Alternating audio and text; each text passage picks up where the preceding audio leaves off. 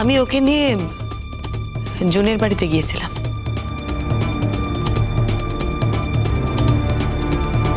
তোমাকে এই কাজটা করতে কে বলেছিল? আপনার কি মনে হয় বাবা, আমি নিজের ইচ্ছেতে আপনার ছেলেকে ওখানে নিয়ে গেছি?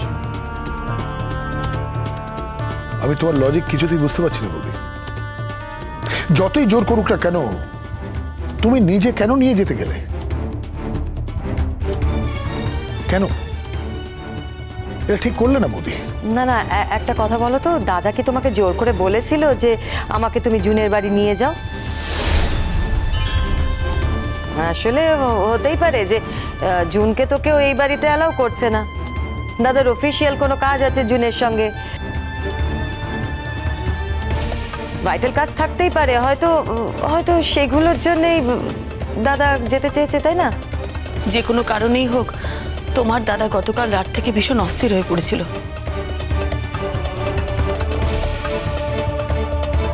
জুনের সাথে ফোনে কথা বলছিল, আর কথা বলার পর থেকে সাংঘাতিক অস্থির হয়ে যায়। জুন সমানে বলছিল যে ও জুনের বাড়িতে যাবে, জুনের সাথে দেখা করবে। আমি ওকে শান্ত করার জন্যে বলেছিলাম যে আমি আজ ওকে জুনের বাড়িতে নিয়ে যাব। ভেবেছিলাম একটু দেখা করে নিয়ে ফিরিয়ে নিয়ে আসবো। ও যে ওখানে থেকে যাবে সেটা আমিও জানতাম না। বৌদি তুমি কি বলছো আমি কিছু বিশ্বাস করতে পারছি না, মানে আমি লজিকটা একদমই বুঝতে পারছি না। কিন্তু একটাই প্রবলেম, পাপার ওষুধ সব তো এখানেই রয়েছে, ওখানে। এই অসুস্থ অবস্থায় আমার ছেলেকে যদি জুন আটকে রাখে, আমি কিন্তু তাকে ছেড়ে কথা বলবো না। আমি নিজে তার বাড়িতে যাব। বাবা থাক না বাবা, এতে তো আরো অশান্তি বাড়বে, ওর শরীর খারাপ হয়ে যাবে। ও জুনকে ছেড়ে থাকতে পারছিল না, খুব কষ্ট পাচ্ছিল। বৌদি প্লিজ, তোমার কথার না ইন্টারপ্রিটেশনগুলো সম্পূর্ণ আলাদা হয় জানো তো। এমনও তো হতে পারে যে অফিসের কাজের জন্য ওদের একসঙ্গে থাকাটা দরকার, কোনো ডিসিশন নেওয়ার জন্য, মেবি কোনো কাজের জন্য। তুমি তো চাকরি বাকরি করো না, তুমি হয়তো এগুলো বোঝোই না। প্লিজ। আমি চাকরি করি না ঠিকই, কিন্তু তোমার দাদার যে জুনকে ছেড়ে থাকতে কষ্ট হচ্ছে সেটা বোঝার জন্য আমার চাকরি করার দরকার পড়ে না বুনি। সেটা আমি এমনি বুঝতে পারি। মা, তুমি আমায় বারবার বারণ করেছিলে আমি যেন তোমার আর পাপার বিষয়ে কোনো কথা না বলি। সেই জন্য আমি নিজেকে কন্ট্রোল করেছিলাম যে আমি কিন্তু তোমাদের মধ্যে ইন্টারফেয়ার করিনি।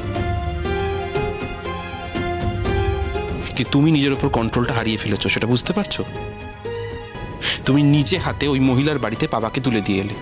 আচ্ছা, আমি একটা কথা বুঝতে পারছি না, সকলে মিলে আন্টিকে অ্যাকিউজ করে যাচ্ছে, কিন্তু পাপা তো আর বাচ্চা ছেলে নয়। আন্টি তাকে দিয়ে আসবে মানেটা কি? নিশ্চয়ই তার আসার ইচ্ছে হয়নি, তাই সে থেকে গেছে। পাপা তো আর মাইনার নয়।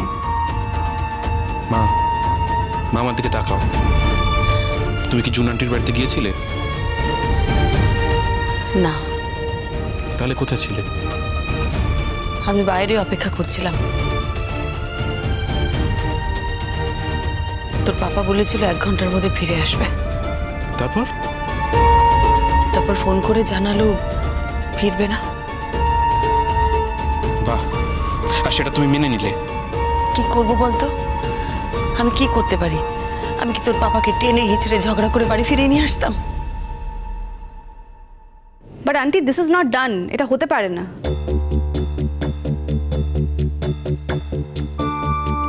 উপল, দেখো, তুমি অযাচিতভাবে আমাদের এই বাড়িতে অনেক সাহায্য করেছো, অনেক উপকার করেছো। তো আমি আজ তোমার কাছে একটা সাহায্য চাইবো, করবে?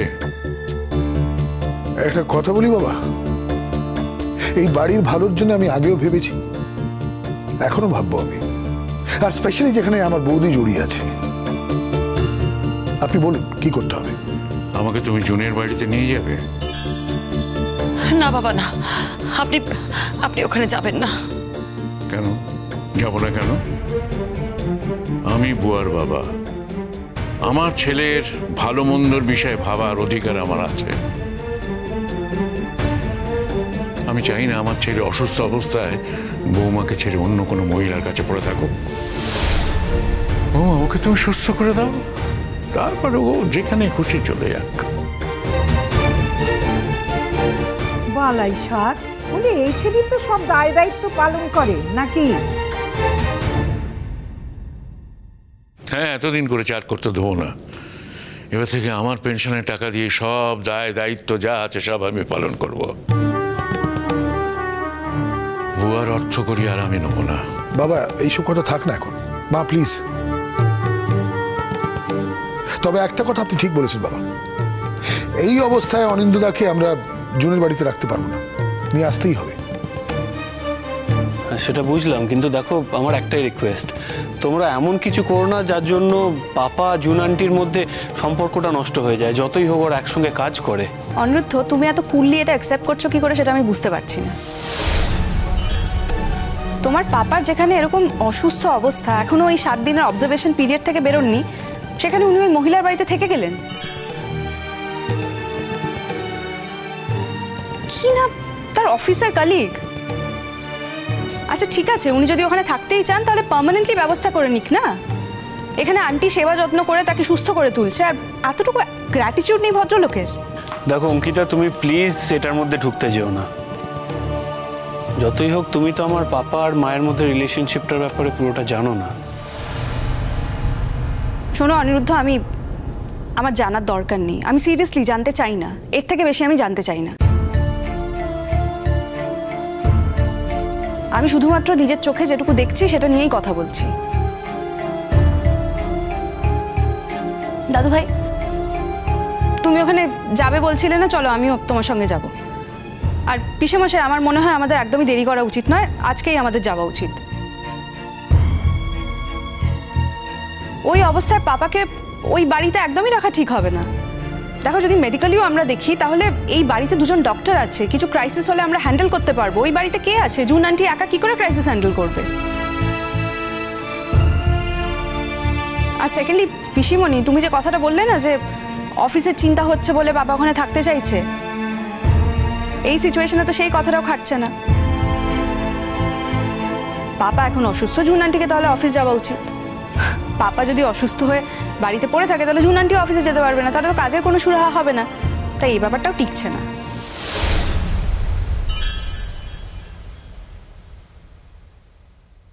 না, বুয়া থেকে যাবে এ কথা আমি ভাবিনি কো।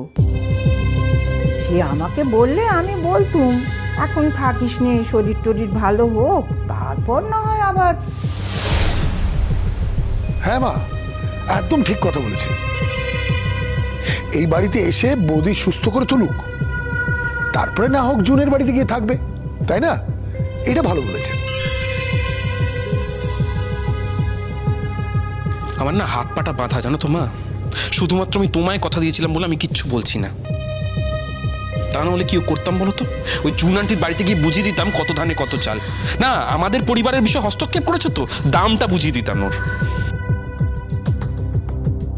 ডিঙ্কা, তুই যাবি? আমি যেতে রাজি, চল। না সরি পিসমশাই, আমি যেতে পারবো না। কেন?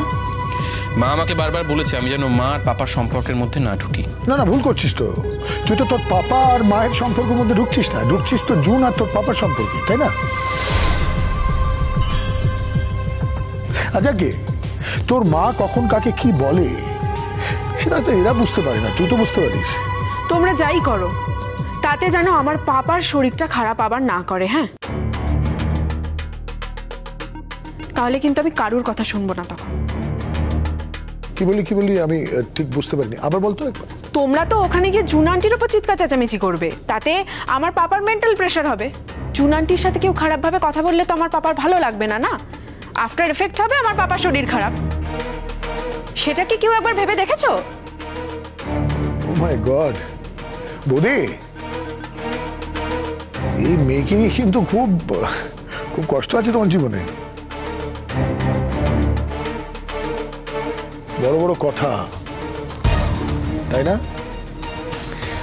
বড় বড় কথা শিখে গেছো তুমি।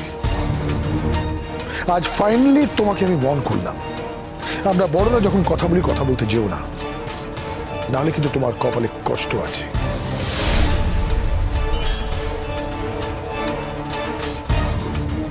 উপল, আর দেরি করা যাবে না, চলো।